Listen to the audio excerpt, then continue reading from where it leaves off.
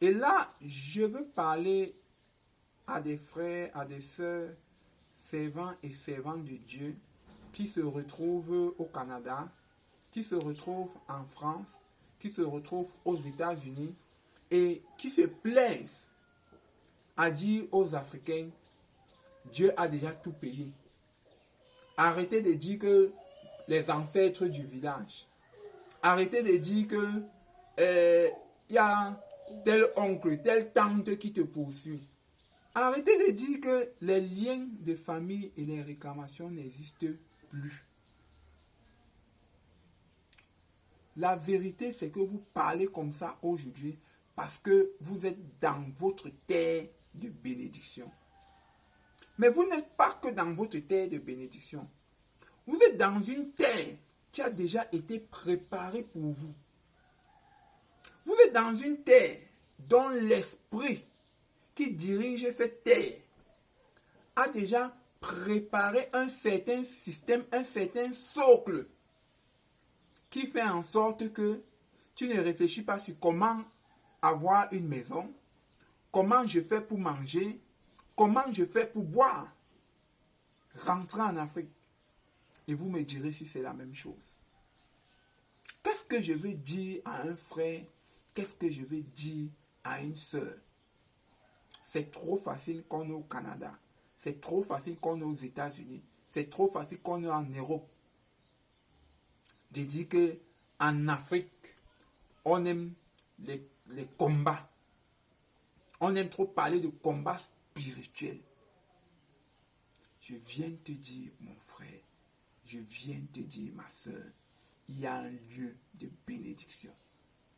Et si Dieu t'a fait la grâce d'être dans ta terre de bénédiction, ne viens pas dire aux gens que Jésus a tout payé.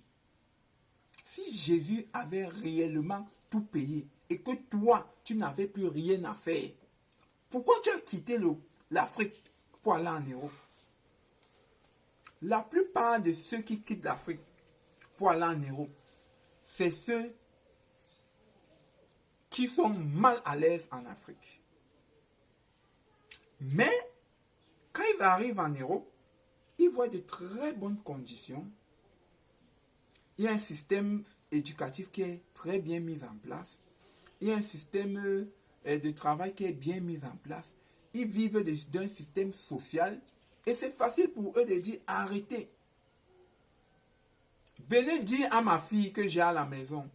Je parle de cette nuit, qui cette nuit a été poursuivie dans son songe. On appuyait son cou. Venez lui dire que non, Dieu a déjà tout fait. Jésus a tout payé. Mais qu'est-ce que Jésus a payé? Jésus a ouvert la porte pour que toi et moi, on ait accès à la grâce. Tu ne peux pas dire que tu vas rester, tu vas croiser les bras et Jésus avait déjà tout payé pour toi.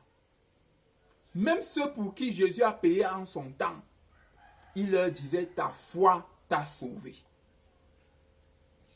Donc mon frère, donc ma soeur, ne confonds pas l'environnement, le système que tu as en Europe, aux États-Unis et autres, au système africain. Je vais parler de l'égrégore. L'égrégore qui dirige ces pays-là n'est pas l'égrégore qui dirige l'Afrique. Si je prends le cas du Cameroun, est-ce que vous savez qu'il y a un esprit qu'on appelle l'esprit de la corruption? Cet esprit de la corruption a zombifié les Camerounais. Est-ce que c'est facile même pour un homme de Dieu au Cameroun de dire qu'il ne va pas céder à la corruption? Ce n'est pas facile. C'est un combat. Vous allez lui dire que Jésus a tout payé? Non. Il doit renverser cet esprit-là pour entrer dans sa gloire. Est-ce que c'est facile de dire à une jeune fille qui cherche le mariage, dont les hommes viennent lui promettre le mariage, ils viennent même font le toquer porte une fois, deux fois, trois fois, et vous lui dites que Jésus a déjà tout payé? Même vous, dans ces pays-là, certains d'entre vous sont encore très bien captifs.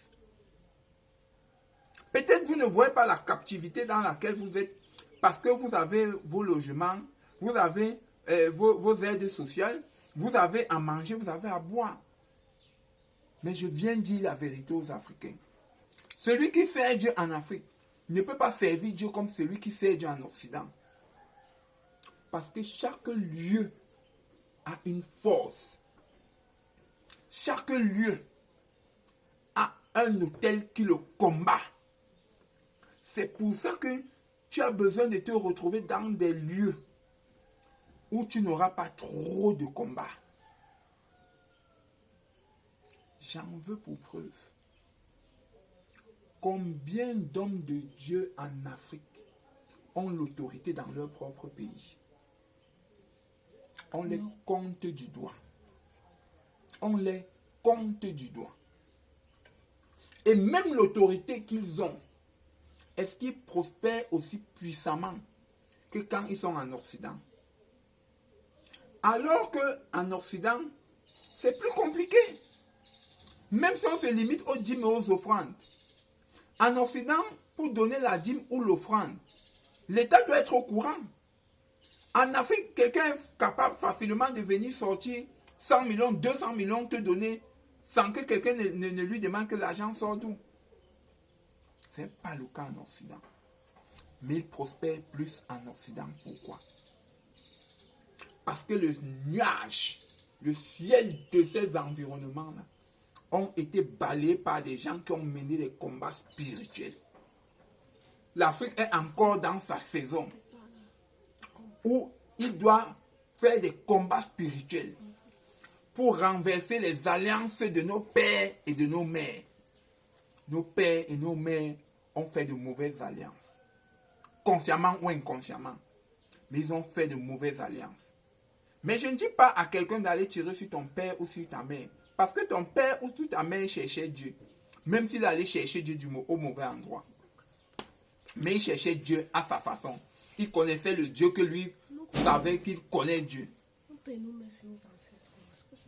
Mais toi, tu as la grâce de connaître le vrai Dieu. Toi, tu as la grâce de connaître le vrai Dieu. Et parce que tu connais le vrai Dieu, tu dois balayer le nuage de ta famille.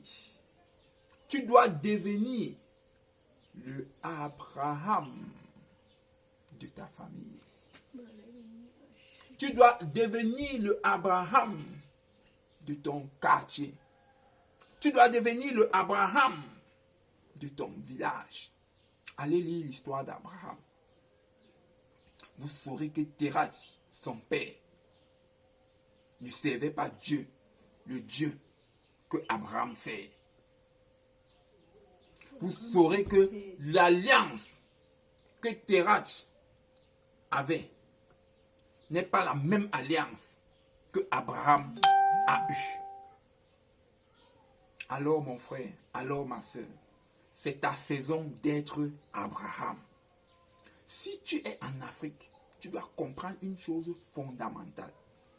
Tu dois être un Abraham. Tu dois quitter